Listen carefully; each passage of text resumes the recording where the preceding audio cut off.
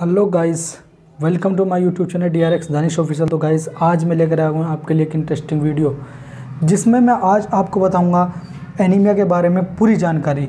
Anaemia होता क्या है, एनीमिया किस प्रकार से हमारी बॉडी में फैलता है और क्या क्या इसके साइन सिम्टम्स होते हैं, कितने प्रकार का एनीमिया होता है। तो चलिए शुरू करते हैं एनीमिया के बारे में। एनीमिया रक्ताल्पता, हिंदी में इसको बोलते हैं रक्ताल्पता। एनीमिया ब्लड की कमी होना, खून की कमी होना बॉडी के अंदर एनीमिया रोग कहलाता है। एनीमिया किसी भी पेशेंट में हीमोग्लोबिन की मात्रा या रेड ब्लड सेल्स की मात्रा कम हो जाना ही एनीमिया कहलाता है। एनीमिया नॉर्मली किसी भी पेशेंट में आपको देखने को मिल सकता है।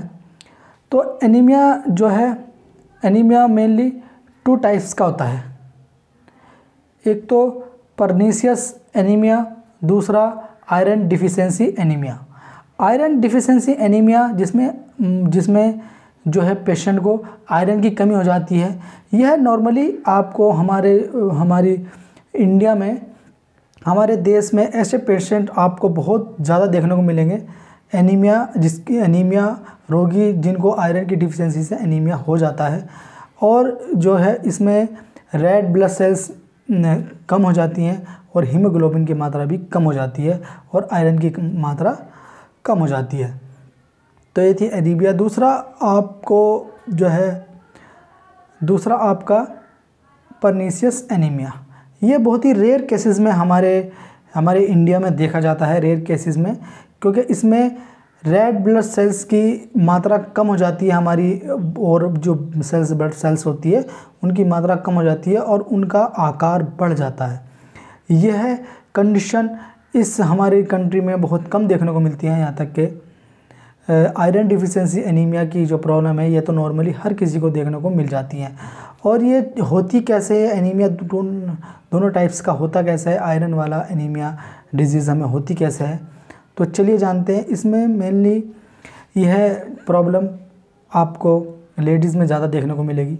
लेडीज़ में आपको ये प्रॉब्लम इसलिए देखने को मिलेगी क्योंकि उनका जल्दी प्रसव का हो जाना या मेंस्ट्रुएशन जो साइकिल है उनका ज़्यादा, उसमें ब्लड लॉस हो जाना, तो उसकी वजह से भी आपको उनको एनीमिया की प्रॉब्लम हो जाती है। और यहाँ तक कि जेंट्स में जो है उनको जो है ये प्रॉब्लम इसलिए देखने को मिलती है तो क्योंकि जेंट्स में एक हुक वॉर्म इन्फेक्शन हो जाता है, उसके कारण भी जेंट्स में ये प्रॉब्लम देखने को मिलती है। हुक वॉर्म इन्फेक्शन के कारण भी जेंट्स में प्रॉब्लम देखने को मिलती है। और कभी कभी आपने देखा होगा कि जेंट्स में पाइल्स, बवासीर आपने नाम सुना होगा, इनकी वजह से भी ज़्यादा ब्लड लॉस हो जाता है। तो ब्लड लॉस होने की वजह से भी इस कारणों से भी जेंट्स में भी एनीमिया की प्रॉब्लम हो जाती है। तो चलिए जानते हैं इनके साइन और सिम्टम्स के बारे में। जबकि लेडीज़ में एनीमिया की प्रॉब्लम आपको सबसे ज़्यादा देखने को मिलेगी। लेडीज़ में इसीलिए देखने को मिलेगी क्योंकि उनका ब्लड लॉस होने का चांसेस बहुत ज़्यादा होते हैं। कभी मेंस्ट्रुएशन साइकिल में और ये सब प्रसव जल्दी हो जाने की वजह से भी उनको ब्लीडिंग ज़्यादा हो जाती है और एनीमिया की प्रॉब्लम हो जाती है। तो इसी कारणों से ज़्यादा कंप्लेंट्स जो है एनीमिया की वो लेडीज़ में आपको देखने को मिलेंगी। तो चलिए जानते हैं इसके साइन और सिम्टम्स के बारे में। क्या क्या सिम्टम्स आपको एनीमिया के पेशेंट में देखने को मिल सकते हैं। आप किसी भी पेशेंट में ये सिम्टम्स देखकर ये पता लगा सकते हैं कि इसको आयरन डिफिशिएंसी है या नहीं, खून की कमी है या नहीं। तो चलिए शुरू करते हैं इसके साइनस और सिम्टम्स के बारे में। पहला साइन जो आपको देखने को मिलेगा एनीमिया के पेशेंट में, वो उसके जो नेल्स होते हैं वो ड्राई हो जाते हैं और उसमें सूखापन आ जाता है, रेडनेस ख़त्म हो जाती है। आपने कभी कभी देखा होगा कि कुछ डॉक्टर लोग देखते हैं कि उनके जो नेल्स हैं, उनके नेल्स ड्राई तो नहीं है, येलोइश तो नहीं हुई, तो रेडनेस ख़त्म तो नहीं हो गई। तो इस कारण ये है सिम्टम्स भी, ये साइन आप देखकर भी पहचान सकते हैं कि एनीमिया पेशेंट है या नहीं। दूसरा, आपको एनीमिया पेशेंट में जो है उसकी जो स्किन होती है, फेस की, जो बॉडी की, हाथ पाँव की जो स्किन होती है, उसमें आपको येलोइश कलर ज़्यादा देखने को मिलता है। क्योंकि येलोइश कलर इसलिए देखने को मिलता है क्योंकि ब्लड एनीमिया इसी कारण में होता है क्योंकि हीमोग्लोबिन और आयरन और रेड ब्लड सेल्स, ये तीनों चीज़ें ही जब डाउन हो जाती है, कम हो जाती हैं, तो एनीमिया की प्रॉब्लम हो जाती है। और इस कारणवश जब रेडनेस हमारी बॉडी में ख़त्म हो जाती है और येलोइश स्किन हमें देखने को मिल जाती है, तो वही पेशेंट एनीमिया का सिम्टम्स देखने को मिलता है एनीमिया के पेशेंट में। और तीसरा, वीकनेस बहुत ज़्यादा हो जाएगी एनीमिया के पेशेंट को। ज़्यादा चलेगा, थोड़ा बहुत चलेगा तब भी उसको वीकनेस होगी, थोड़ा जीना चढ़ जाता है तो भी उसको प्रॉब्लम हो जाती है। और यहाँ तक कि ज़्यादा सांस फूलने की दिक्कत भी उस पेशेंट को हो जाती है, सांस फूलने लगता है ज़्यादा सांस फूलने की वजह से भी आपको ये पता चल सकता है कि एनीमिया का पेशेंट है। और ये सारे सिम्टम्स अगर आपको एक पेशेंट में देखने को मिल रहे हैं, यहाँ तक कि अगर आपने 10 सिम्टम्स आपने डायग्नोस किए, उसमें से आपको अगर 6 सिम्टम्स भी आपको जो है मेल जोल वाले आ रहे हैं उस पेशेंट में, तो आप टेम्परेरी आप उसको जांच सकते हैं कि ये एनीमिया का पेशेंट है। और यहाँ के जिंजिवाइटिस, मसूड़ों में सूजन भी उस पेशेंट के देखने को मिल सकती हैं। दांतों में खून आना भी ये एक सिम्टम्स होता है एनीमिया के पेशेंट का।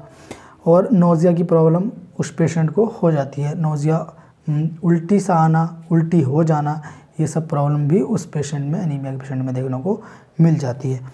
तो चलिए शुरू करते हैं इसके ट्रीटमेंट के बारे में।